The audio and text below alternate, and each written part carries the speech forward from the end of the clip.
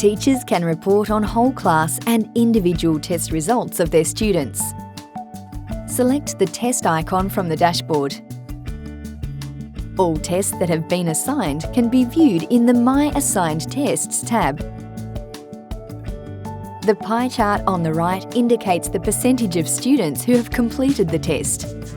View the whole class test results by clicking on the Student Results link. This view displays green bars for correct answers and red bars for incorrect answers.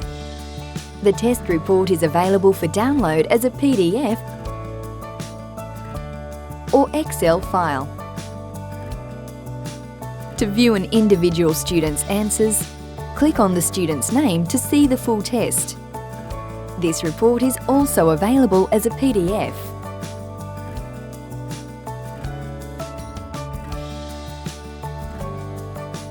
Select the Question Results option to see a percentage breakdown of how many students got each question correct or incorrect, and which questions were most commonly incorrect.